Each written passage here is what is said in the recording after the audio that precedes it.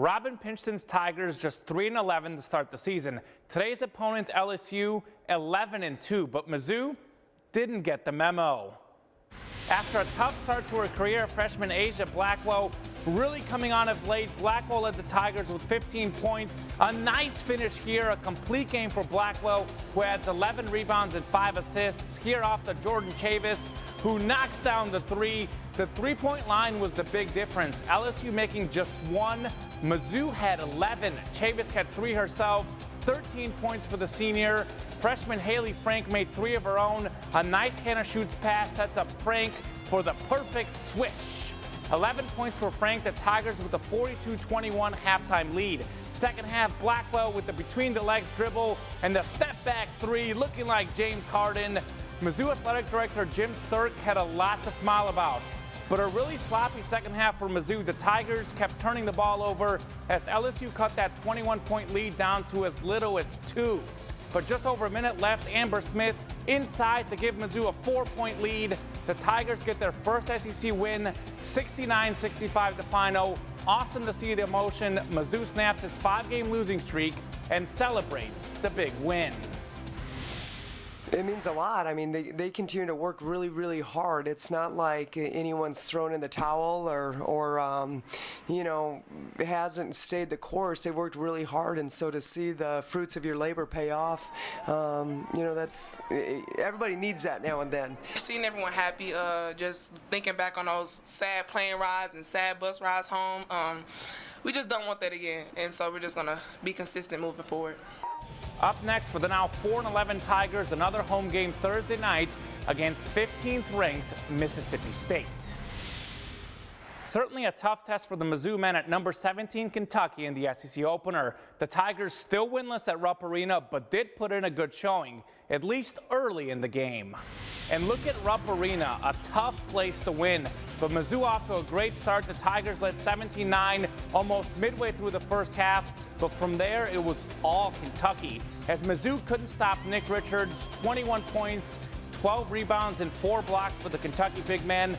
Much better numbers than Mizzou's front court combined. As the game went along, Richards got some help from his teammates. The Wildcats cruised to a 71-59 win. Well, you always want to work on something, but I mean, we lost to a good team at home.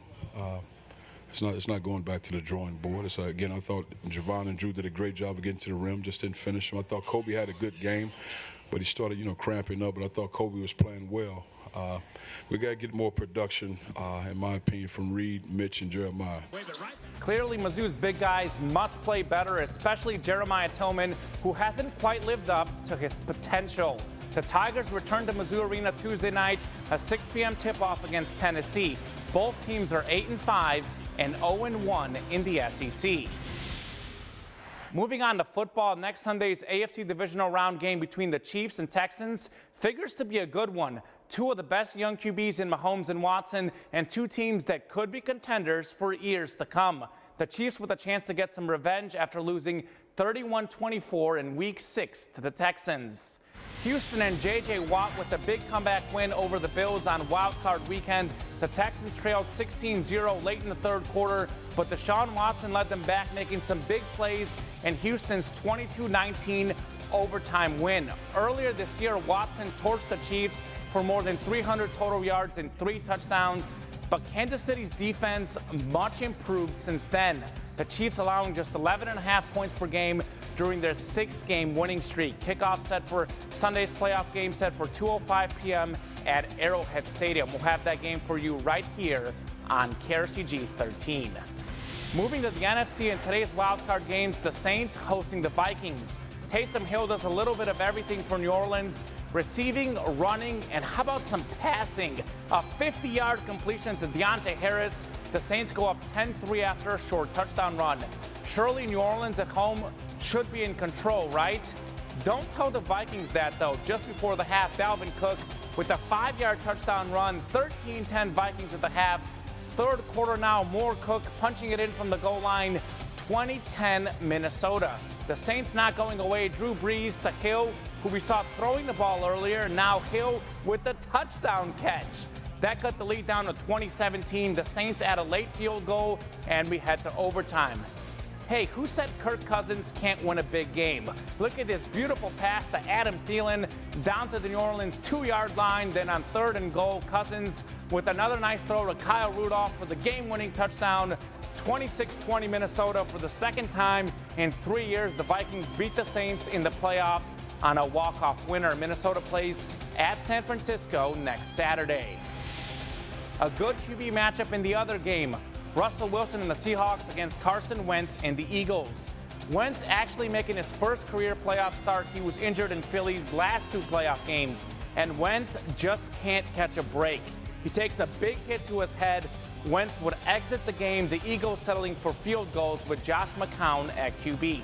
Marshawn Lynch back in Seattle, and Lynch pounds his way in on the goal line as Seattle takes a 10-3 halftime lead. Unlike the 2015 Super Bowl, Seattle gave him the ball on the goal line.